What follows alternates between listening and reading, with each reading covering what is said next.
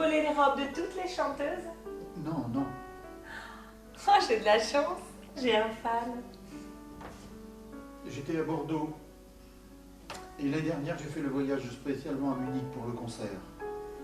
Vous avez fait le voyage pour moi? Oui, en mobilette. En mobilette. Incredible, I've got a real fan. Mais je suis en retard pour ma conférence de presse. Oh, I'm sorry, come in. Vous avez fait le voyage de Paris à Munich pour moi en mobilette? Vous me faites marcher. Non, vous avez même chanté du Wagner. Mais faites donc leader. Et vous portiez une robe bleue avec des perles. Il y a même une petite fille qui vous a lancé un bouquet de roses. Rouge. Et il y a eu 18 rappels. Vous avez refusé de chanter. Vous avez refusé. Mais on ne m'a pas volé de robe ce soir-là. Vous n'aimez pas le bleu, monsieur le postier, voleur de robes? On dirait une mélodie de Satie. Comment vous appelez-vous, Mr. Postman? Jules. Jules? Oh, c'est vieux. Hein? Je croyais les Français plus modernes. Mon père était rétro. Oh, I'm kidding. Jules, ça vous va tellement pas que ça vous va très bien.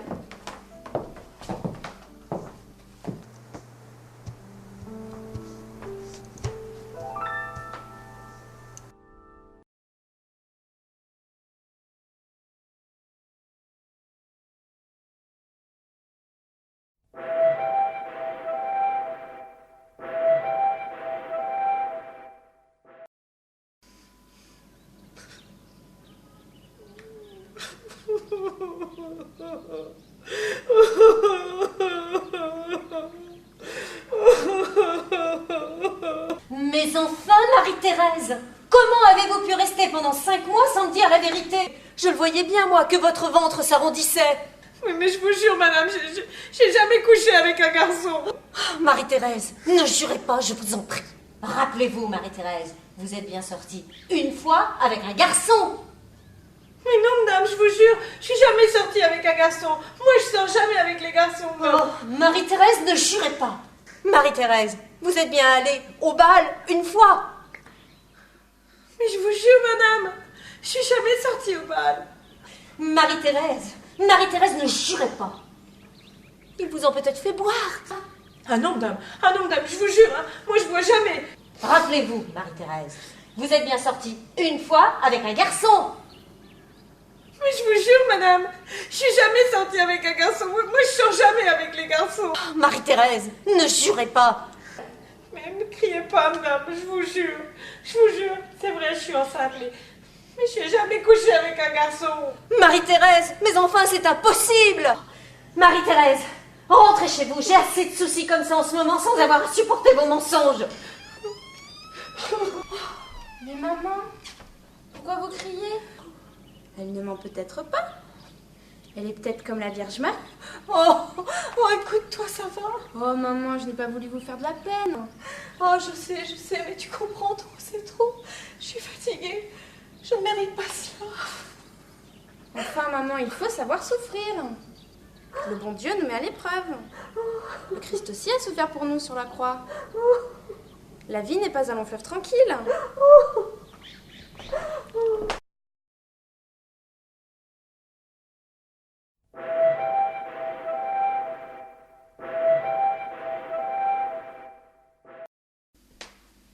À table.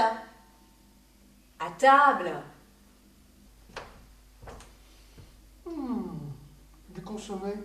N'exagérons rien.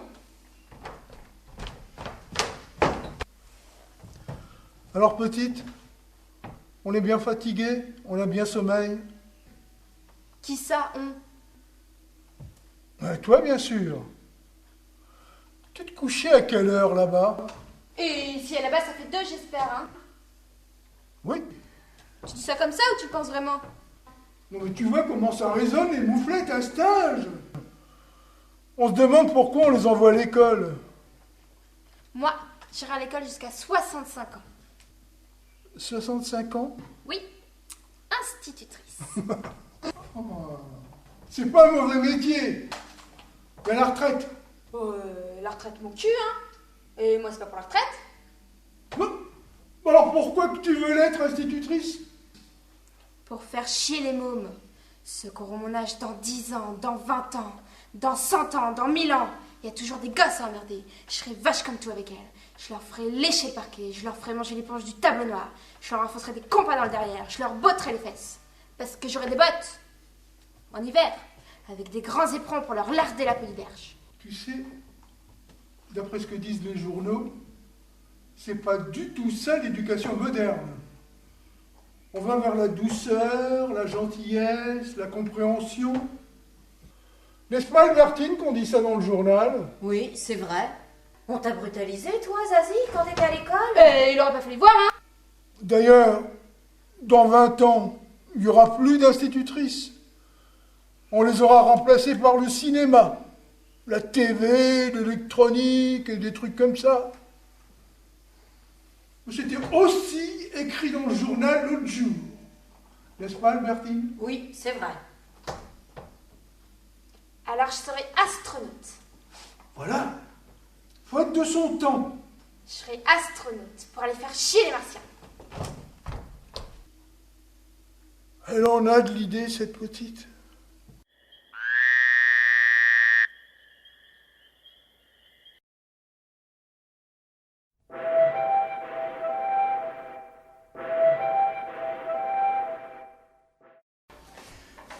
Et pourquoi vous lui téléphonez pas? À qui? Bah à lui, au moins vous seriez fixé, hein. Ah oui, je lui ai pas parlé depuis 2 ans, je l'appelle et je lui dis: est-ce que la femme que je t'ai piquée est retournée chez toi? Bah au moins vous seriez fixé, hein. Moi je l'ai appelé, Jean-Patrice Benjamin. Je lui ai dit: est-ce que tu es parti avec Laurence? Et ben il m'a dit oui, il a raccroché, j'étais fixé, hein. J'appelle. Vous? Bah oui, je lui dis, je suis un vieil ami de Madame Brochant, est-ce que vous savez où je pourrais la joindre? Ah, il va pas se méfier du tout. Oh, bah moi je sais seulement de vous aider, hein, Monsieur Brochant, hein. C'est gentil, monsieur Pignon, mais j'aimerais me reposer maintenant. Oh bah j'insiste pas, Monsieur Brochant. Bonne nuit. Monsieur Pignon! Oui. Si je vous dis précisément ce qu'il faut lui dire, vous pensez que vous allez y arriver? Oh bah, et il y a des fois, j'ai vraiment l'impression que vous me prenez pour un imbécile, hein. Bah, bien sûr que je peux le faire. Qu'est-ce que je dois dire? On pourrait se servir du bouquin qu'ils ont écrit ensemble. Oui. Vous appelez Brochant, vous lui dites que vous êtes producteur de films. Oui. Et que vous voulez acheter les droits pour le cinéma. Ah oui, c'est bien ça. Et à la fin de la conversation, vous lui dites vous pouvez joindre sa collaboratrice. Quelle collaboratrice? Ma femme! Je vous ai dit qu'il avait écrit un bouquin avec elle. Oh, excusez-moi, Monsieur Brochant. Non, mais ça marchera jamais. Oh, bah si ça marchera, c'est pas simple, mais j'ai compris, hein. Comment c'est pas simple? Vous êtes un producteur. Vous avez une maison de production à Paris. Non, pas à Paris, il connaît tout le monde. Vous êtes un producteur étranger. Ah, ok, américain, allemand... Non, belge. Pourquoi belge? Bah, c'est bien belge, non? Vous êtes un gros producteur belge. Vous avez lu Le Petit Cheval de Manège? Oui, c'est le titre du roman. Et vous voulez lui acheter les droits pour le cinéma, ok? C'est un bon livre. Non, très mauvais. Mais enfin, quelle importance? Ah bah, ça m'embête un peu, hein. Mais pourquoi? Bah, pourquoi j'irais lui acheter les droits si le bouquin il est mauvais? Monsieur Pignon, vous n'êtes pas producteur. Non. Vous n'êtes pas belge. Non. Donc, c'est pas pour acheter les droits que vous l'appelez, mais pour savoir où est ma femme. Ouh, bah c'est tordu, hein. Mais bougrement intelligent, hein. C'est quoi le numéro? Attendez, 61, je vais le faire moi-même. Il s'appelle juste Leblanc. Ah bon? Il a pas de prénom? Je viens de vous le dire. Juste Leblanc. Leblanc, c'est son nom, et c'est juste son prénom. Monsieur Pignon. Votre prénom à vous, c'est François, c'est juste. Oui. Eh ben lui c'est pareil. Allez.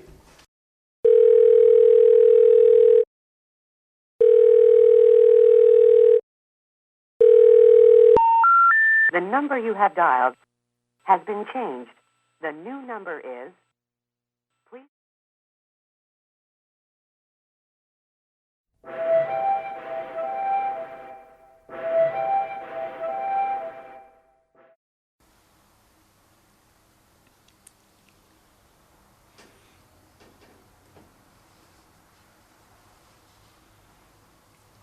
Regarde comme t'es beau. Tu sais que t'en deviendrais presque désirable.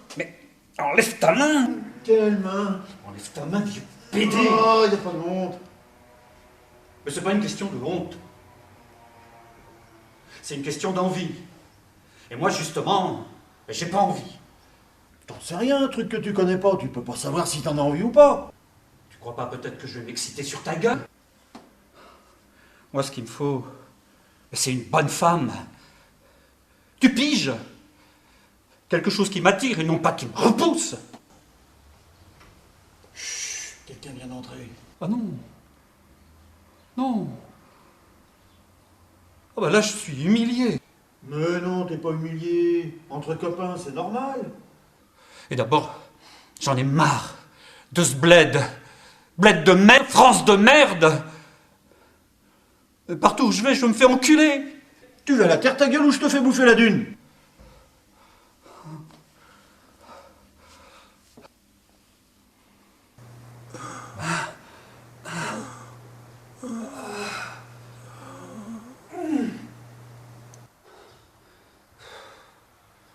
Jean-Claude, Oui. pourquoi je bande pas? Mais puisque je te dis que ça va revenir, arrête de broyer du noir. Chiant ce mec-là, putain, merde. Mais moi, ce qu'il me faut, c'est une bonne femme. Une gonzesse bandante. Et qu'elle m'aime. Mais bordel de Dieu, il y a bien un cul qui nous attend quelque part. Ah, ça, à tous les coups. Le problème, c'est d'établir la liaison sans donner l'alarme. Mais on va pas rentrer dans les ordres, sous prétexte d'éviter les flics.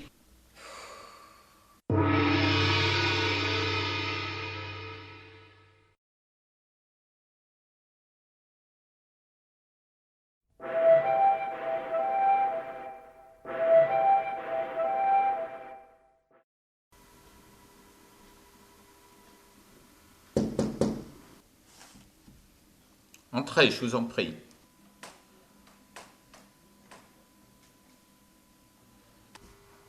Asseyez-vous.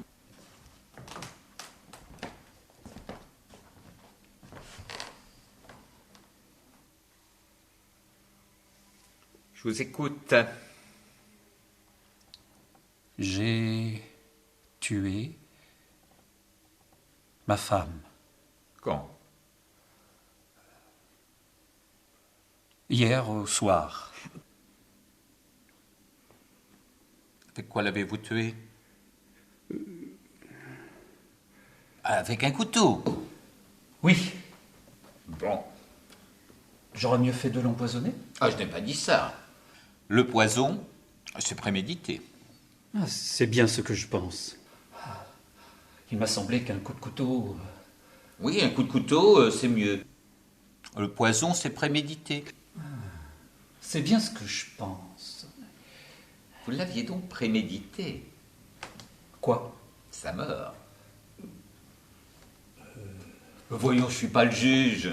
Ah oui, c'est vrai. D'ailleurs, on ne peut pas dire que je l'avais prémédité. Ça s'est trouvé comme ça. Voilà. Pourtant, tout à l'heure, vous disiez que le couteau, c'était le mieux de tout. C'est vous qui l'avez dit. Qu'est-ce que vous me dites là, voyons? Vous m'avez demandé si je l'avais tué avec un couteau. Vous m'avez répondu oui. Naturellement. Donc, l'idée du couteau, c'est vous qui l'avez eue. Mais c'est absurde ce que vous me racontez là. Non. Seulement, je m'exprime mal. Est-ce que j'aurais mieux fait de la tuer autrement? Jamais de la vie, et puis ce qui est fait est fait. Bien entendu. Donc, j'ai bien fait de m'y prendre comme ça. C'est-à-dire que depuis des mois, je n'en pouvais plus. Ah, voilà ce que je voulais savoir. Vous êtes son aîné? D'un an. J'en ai 53. Elle buvait? Oh là là. Beaucoup. Ah, beaucoup trop, oui. Elle vous trompait? Je n'en suis pas sûr. Oui, mais vous le supposiez, sans en avoir vraiment la preuve. Exactement. Donc, vous aviez le sentiment d'être trahi par elle? Mais c'est ça! Ah, c'est difficile à dire. Quand on a commis un crime, on se doit de rechercher tout ce qui peut en atténuer les circonstances. N'est-ce pas?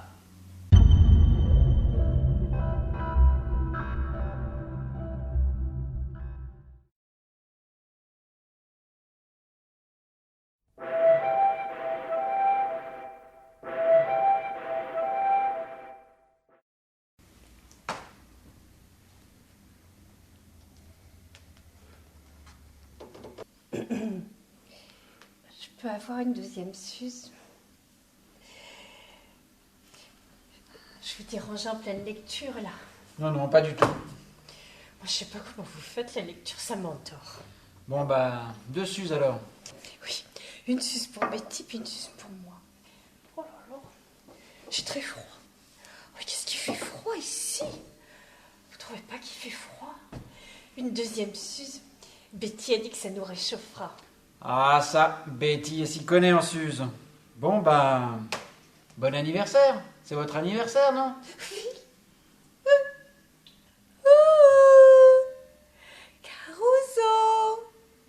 Caruso.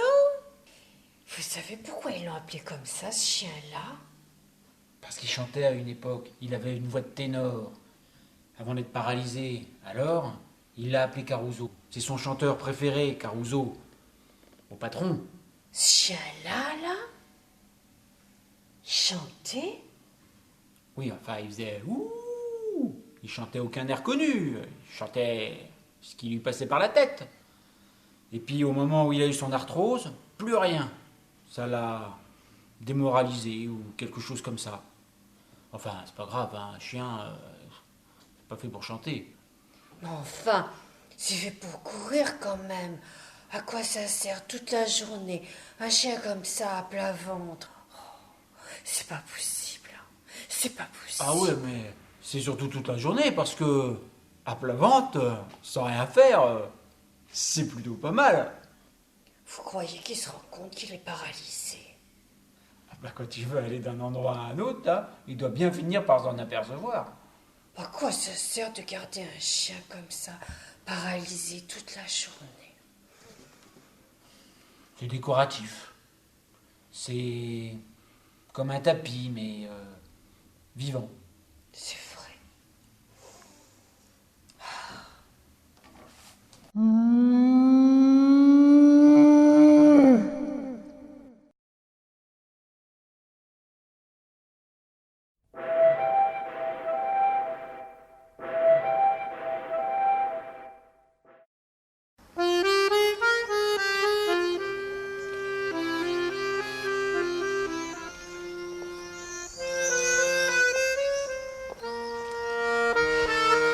Tu prétendras encore qu'il béguin pour René? Non! Non, oui ou non, non? Non, non, non, mais regarde-moi ça! J'y vois plus de l'œil gauche, j'ai l'impression que je suis manchotte! T'es prête, oui? Oui! Oui, oui, oui, non. Oui, crotte! Et encore parce que c'est dimanche, sans ça! Oh, je peux y aller tout seul à la Varenne. Mais t'en fais des chichis parce que tu vas à la pêche! Moi, tous les soirs, je vais à la chasse et je crâne pas! Oh, oh. D'abord, aller à la Varenne, alors qu'on pourrait aller à Toulon! Pourquoi est-ce qu'on va pas à Toulon? Oh. Tu t'incrustes, hein? Tu t'incrustes! Ça finira par faire du vilain, hein? Et après? T'as pas toujours été fatalitaire. Si tu veux, c'est du pareil au même. Pourquoi est-ce que tu l'as à la caille? On n'est pas heureux tous les deux? Non. Tu l'aimes pas notre vie? Non. T'es sûr? Oui. Pourquoi est-ce que tu l'aimes pas? Tu l'aimes, toi, notre vie? Eh ben, faut bien. Je m'y suis habituée. Coquin mis à part, c'est plutôt beau gosse. Par terre, on se dispute. Mais au lit, on s'explique. Et sur l'oreiller, on se comprend. Alors, Alors, rien. J'en ai assez. Tu saisis? Je m'asphyxie. Tu saisis? Je m'asphyxie. eh ben, allons à Toulon. Il y a de l'air, puisqu'il y a la mer, tu respireras mieux. Et partout on ira, ça sentira le pourri. Allons, à l'étranger, aux colonies. Mais ça sera partout pareil. J'ai besoin de changer d'atmosphère. Et mon atmosphère, c'est toi.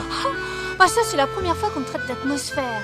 Parce que moi, si j'ai une tête d'atmosphère, toi, t'es un drôle de bled. Oh là là là là. Ah non, on est des types qui sont du milieu sans en être et qui crânent de ce qu'ils ont été, mais faudrait les vider. Atmosphère, atmosphère. Est-ce que j'ai une gueule d'atmosphère? Eh ben, puisque c'est comme ça, vas-y tout seul à la Varenne. Et puis bonne pêche. Et puis bonne atmosphère.